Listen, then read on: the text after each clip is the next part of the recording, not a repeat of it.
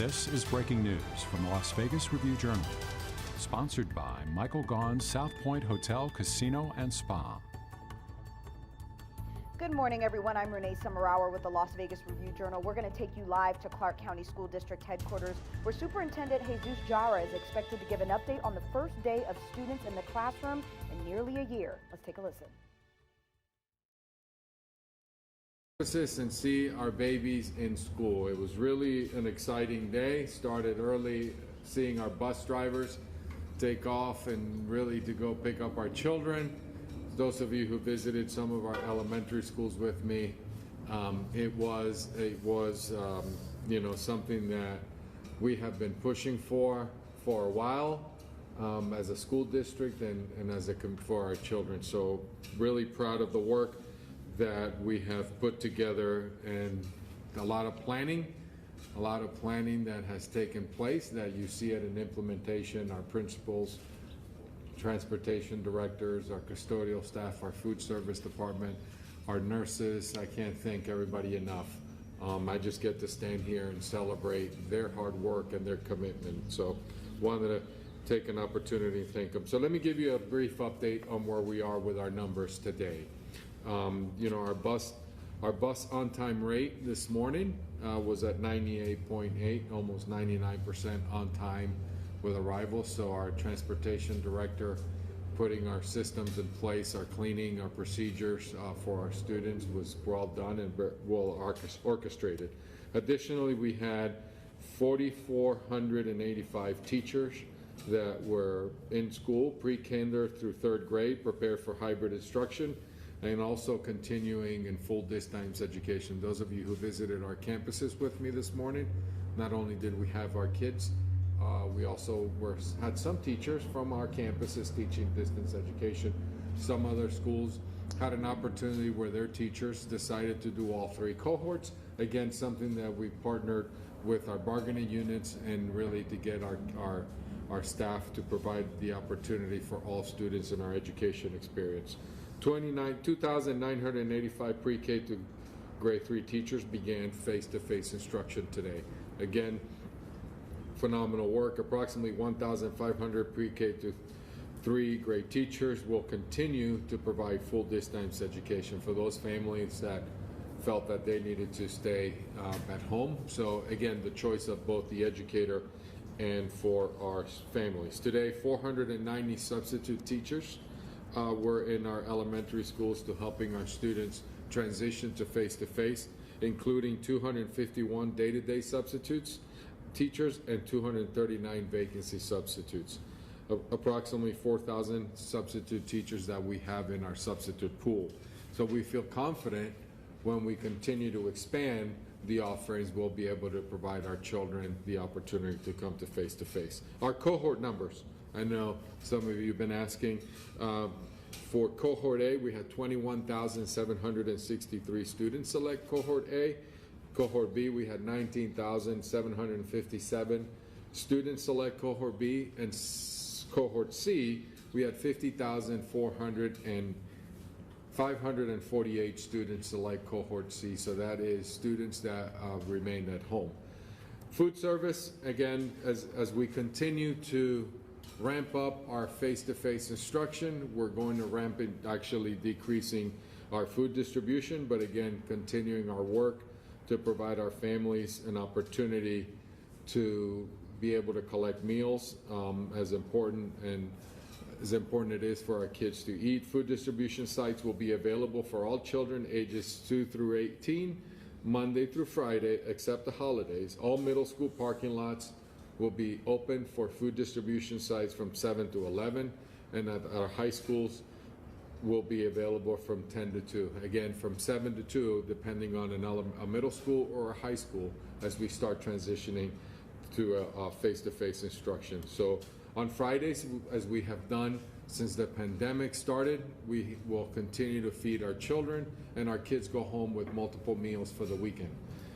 Hybrid students will be able to pick up meals from distribution sites on the days that they do not attend class. So if you're on cohort A, you'll be able to come in and pick up a meal on the dates that your distance education, again, very important. So as you know, our timeline will continue as we monitor and look at where we are today. As we go through, our timeline will remain the same. March 22nd, our 6th, 9th, and 12th graders will return to school on a face-to-face hybrid instruction.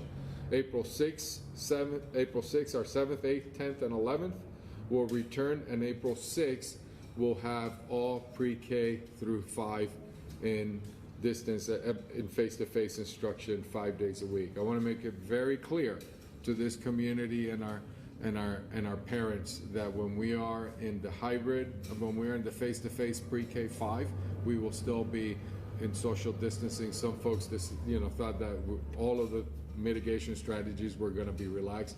That's not the case. We will continue to participate with social distancing, the face mask, and the hand washing and the sanitation. Again, families, as we continue to continue moving into this hybrid instructional model, what we have seen, and our state superintendent, thank her for her support as she was there with me today, as we have seen not only across the state, but across the country, families will see that the mitigation strategies work. Our kids and staff will be safe, and we are expecting to see an increase in those students coming into face-to-face. So very exciting day for us here in Clark County School District, that we are seeing children in school, in our classrooms where they belong. With us, our hardworking licensed educators, support staff, our administrators. We're all excited to have them here with us. So, and now I'll turn it over to answer any of your questions. And if you have any detailed questions, my Deputy Superintendent, Dr. Larson Mitchell, is available, as she has been really involved in the preparations that we have in place. Kristen. Superintendent Jara, since you made the announcement last week about all grade levels returning, have you seen an increase not only in the elementary enrollment, but also the secondary school enrollment, and where are we officially today with our enrollment overall? With our enrollment, I don't have those numbers that we can probably get those to you. What we have seen, and I think we felt it thanks to the great reporting that has been really in this community. We've seen there's a lot of excitement with some nervousness of our kids, but we haven't seen an increase in enrollment as of right now that I've been advised, but we can get you the numbers. Sí. Un balance de lo que ha sido esta vuelta a clase que empezaba hoy, qué fallos han podido encontrar o qué ha ido correctamente. Un balance, perdón. Un balance, una valoración de lo que ha sido el primer día. El primer día estamos muy felices como vinieron los niños hoy a la escuela, a los maestros, a todos los empleados. Estamos muy alegres que están todos los niños, están los padres, y les digo que por favor sigan, pongan atención, y que nosotros lo estamos esperando en las escuelas. ¿Hay algún problema de comunicación, algo que le gustaría anunciar a los padres, si hay un malentendido con algún tema? No, todo ha sido muy bien. Las clases, los profesores, los directores están comunicándose con las familias.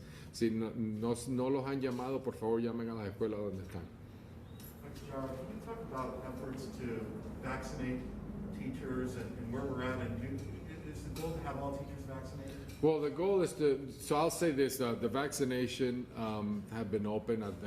This is under the leadership of our governor, who really prioritized CCSD, and all educators across the state, has been available for quite some time. That, for not only our teachers, but support staff, all our employees have had multiple opportunities to receive and get vaccinated. The numbers that we are close to about 50% of all our employees, so that's close to 20,000, give or take, from UNLV and the Southern Nevada Health District. So it has been available for all our employees, but to make it a mandatory, that's not something that, from what we're hearing, that is recommended, and we are working on policy, but making it available is our priority at this point. Dr. Jara, with the increasing interest in hybrid, will those families who maybe were hesitant today be allowed to enroll their kids next week or the week after, or do they have to wait till April 6th? For the hybrid for our pre-K 3, they can go tomorrow. Obviously, check with their school. We have opened, because have you seen, had small enrollment in some of our schools. Maybe the anxiety, the concern to contact the school. All our schools are in the hybrid model because we got to maintain and keep the cohorts. But if there's not enough space, then they'll be put on a wait list. But it'll all be depending on what families will have the opportunity. Now, going from face-to-face to distance education that feel uncomfortable, that's something that can happen tomorrow. The other way, if we have the space, we'll take them in. Our educators want to see our kids in school. Dr. Jara, some families have been wondering why 4th and 5th don't get the hybrid. We know about the governor saying 20 days, but why not try and get 4th and 5th through hybrid and maybe open it up K through 3 doing full-time terms? So there's a lot of moving pieces to this puzzle. It's not just the pre-K3, the 4-5. I mean, we're looking at transportation. We look at some of the other requirements. We have a lot of requirements for us to get our kids in school. I've said it, from day one when I started, talking about getting our children in schools. I've shared that with all of you, being very vocal about it. But also has to be strategic and careful because I don't want the virus to spread in our campuses. So we felt that this was the best model for us to be able to get our kids into schools with all of our requirements and expectations that we have. And then also, we've been hearing this with the free lunches at some locations. There have been some issues with families trying to get them today. I guess they're missing the buses or something. What do you recommend to families who need to pick up, say, a meal for like middle school, out of middle school and high school, but they're trying to get their kid to a bus or something like that? Well, I think it all goes back into a transition into the coordination of the schedules. That's why it was important for me to share with you where our food distribution. We're also coordinating with 3 Square and the other nonprofits. We don't want a kid to go hungry. We don't want a family to go hungry. So it's just a matter of staying connected, looking at our website, calling the school, and then we'll be able to help you. Dr. Jara, do you think for the next school year, the parents are going to have an option to keep kids in the hybrid model? So that's a great question. What we're looking at, in my early thinking is really we have to provide choice because even though with the vaccine, as we continue to, is that we go slow, and then start seeing the face-to-face instruction. My thinking at this point is that we're still going to have families that are going to opt out for distance education. So we're going to have to find a way to provide that opportunity for our families. Can you answer that in Spanish now?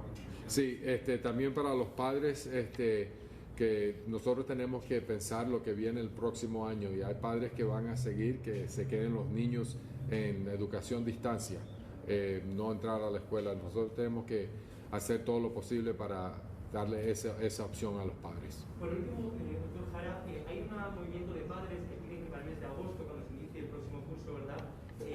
Todos los alumnos estén ya de forma completamente presencial a la escuela. ¿Qué respuesta les da? ¿Cree que sería posible? Que yo también quisiera que los padres, perdónenme, porque eso es algo que yo quiero también, pero también tenemos que pensar dónde están las reglas del CDC, porque lo que te digo es, I want all our kids in our schools.